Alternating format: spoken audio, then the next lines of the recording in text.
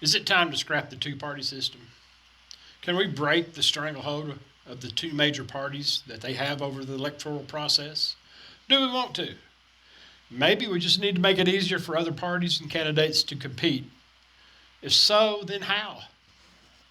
No matter how you answer those questions, there are basic facts that at some point we're going to have to address as a nation. Big business, through hefty donations, special interest, and tremendous lobbying efforts, have commandeered our government. Now big government is big business.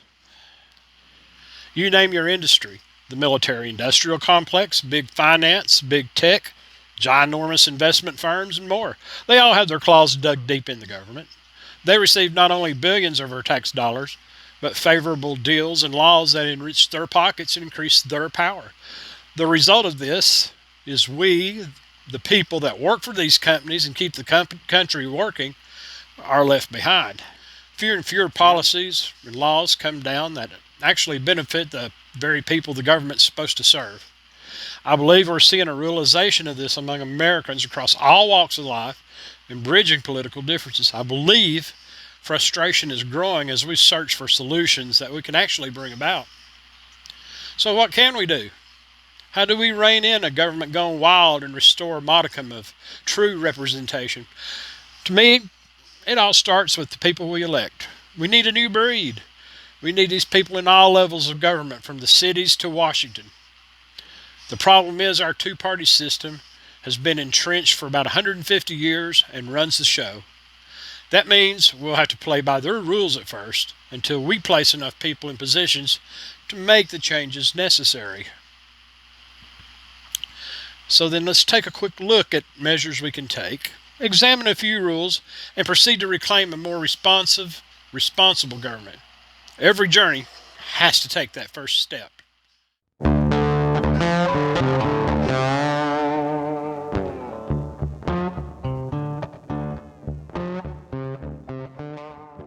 The political parties are leaving everyday Americans behind. Democrats are going further to the left, led by an administration that promised the government from the center. Yet, they surround the president with big government and big business cronies, and heavily influenced by socialists like Bernie Sanders and the Squad, and cheered on by compliant media and big tech. Not to mention a plethora of far-left governors from states such as New York, California, Washington, Oregon. If there are any moderates like Joe Manchin or Kirsten Sinema, they are ostracized, demonized by the media, marginalized, and sometimes even physically harassed, made to be examples of what going against the party means. It's no better on the right. The Republicans have had a messaging problem for years. Their candidates always say what their base wanted to hear, but then they govern from a totally different perspective. These are affectionately called rhinos, Republican in name only. They, like their Democratic counterparts, represent big government and big business. The differences between the two parties has become almost nil. Now, the inner workings of D.C. are both simple and complicated. It's always about two things, though: money and power. The roles of each party are similar, yet different. The left is more open about their ambitions and goals. The right has a role to play by giving the appearance to oppose the left, but ultimately compromise. That way you have the appearance of a two-party system when in fact you do not. As a careful observer of the system, I've noticed this since the 80s. The voters know this too, but they're caught between a rock and a hard place, if you will. That's why we saw the likes of Presidents Reagan and Trump. I hear pundits on the right always claiming the left didn't understand what got Trump elected in 2016. That's not true in the slightest. They know, but they don't care. They know the system will stay the course, even if a populist president makes it through the cracks. There's only so much a president can do. Reagan and Trump both did great things, had similar results, but their accomplishments were quickly undone by the system. So it's clear electing one person for president cannot affect change and stop our path to socialism. In fact, it's also clear that Washington politics is corrupt to the core.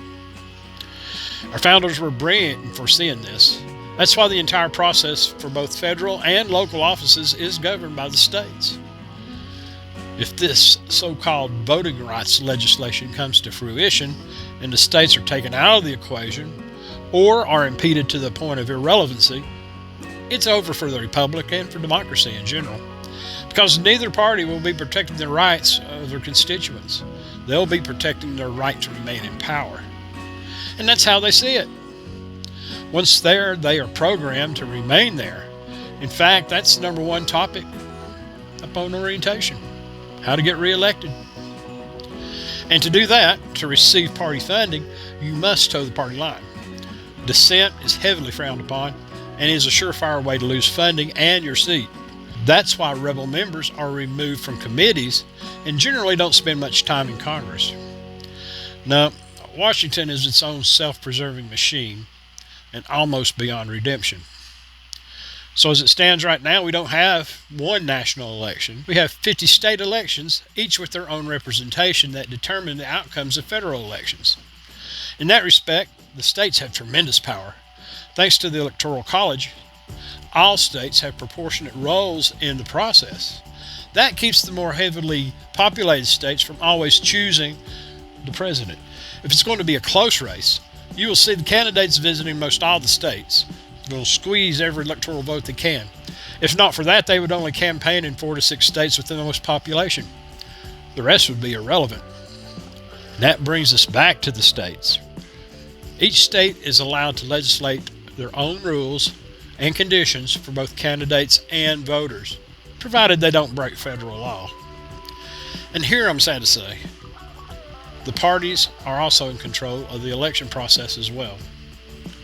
The rules differ from state to state, but creating a new party to get on the ballot is not easy, nor is it easy for established non-mainstream parties to compete. It's a vicious circle. Number one, it takes a lot of money to run for office. Although there are cases that demonstrate it can be done, it's not cheap. Number two, both the GOP and the Democratic parties assist their candidates with funds if they qualify. Other parties are restricted to local support and donations. Number three, the laws could be changed to reflect more directly the will of the people, but they won't be. Why? Because the legislative bodies are made up primarily of members of the major parties, with only sparse third-party representation. Third-party candidates don't have a nationwide support system behind them, and it's almost a prerequisite to have a viable candidate. Some states are generous about letting third-party candidates get on the ballot, while some are not. States like California, for all intents and purposes, have become one-party states and have legislated rules that make it hard for even a major party like the GOP to have a chance. Let's take a look at a few states' rules regarding ballot access laws. Since I'm from Tennessee, we're going to go with Tennessee, California, and Florida. Now I'm going to be reading some of this so I don't misspeak. A candidate in Tennessee, whether partisan or independent, must adhere to the same ballot access requirements. The candidate must obtain a nominating petition from a county election commission office or the office of the state coordinator of elections. The nominating petition must be signed by the candidate and at least 25 voters who are registered in the candidate's district. The signer of a petition must include the address shown on his or her voter registration card in order for his or her signature to be counted. The candidate must file the original nominating petition in the office of the County Election Commission by the first Thursday of April in his or her county of residence. The candidate must also file a certified duplicate in the County Election Commission office in each county, wholly or partially within the candidate's district. This requirement applies to both political party candidates and independent candidates running in the general election.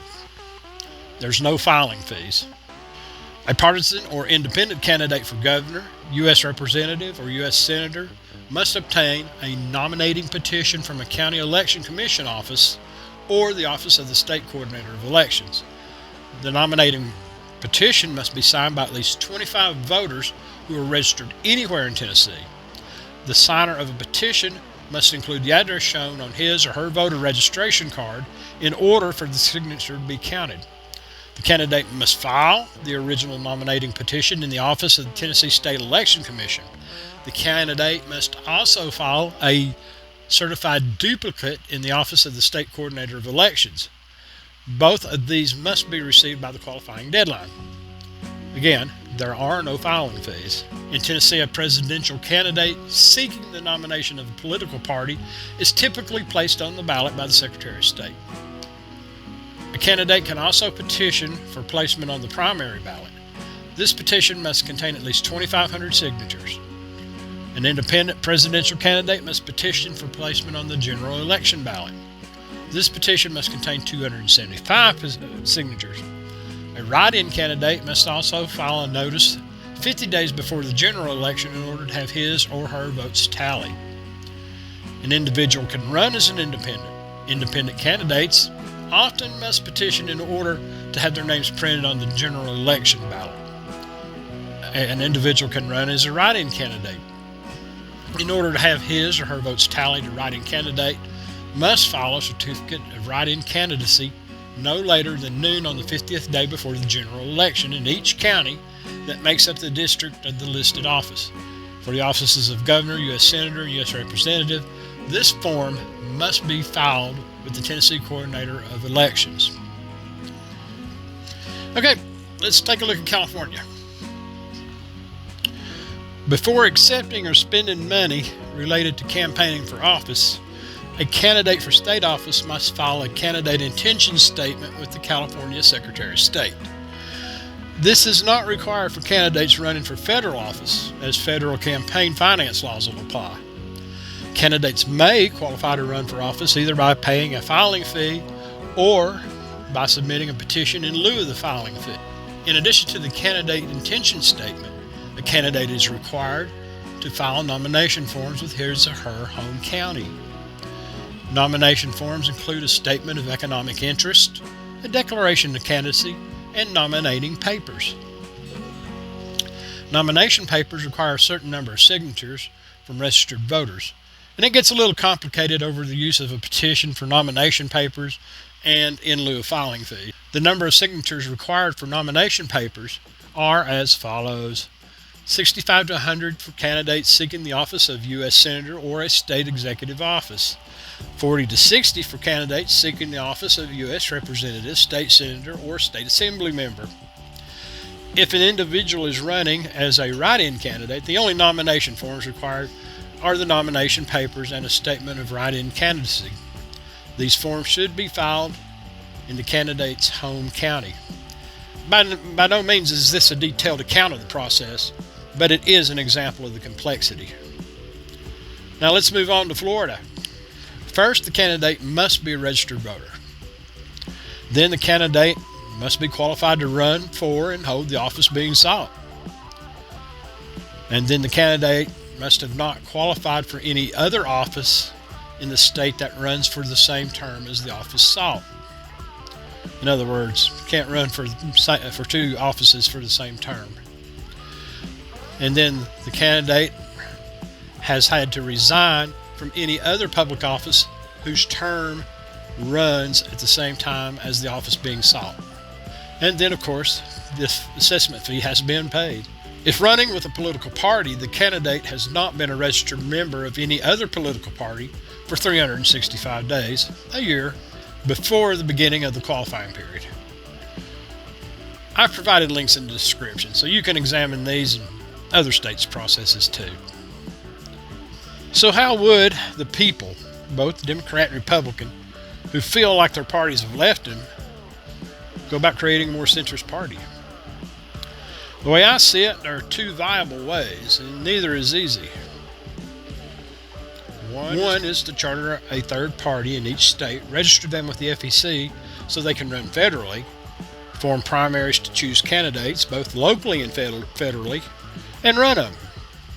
This will take a tremendous amount of time, and getting the support necessary, even by the disenfranchised, won't be easy, because there's millions of loyal party members who will vote for the candidate with their D or R by their name. But the simpler way is to co-opt standing parties, like Trump did with the Republican Party. Remember, Trump's been on both sides of the political aisle at one time or another, but he understood what was happening in the huge swath of people who were being forgotten and ignored. His policies were grounded in the roots of ordinary working individuals, and that connected with regular people. That's also why the establishment despised him.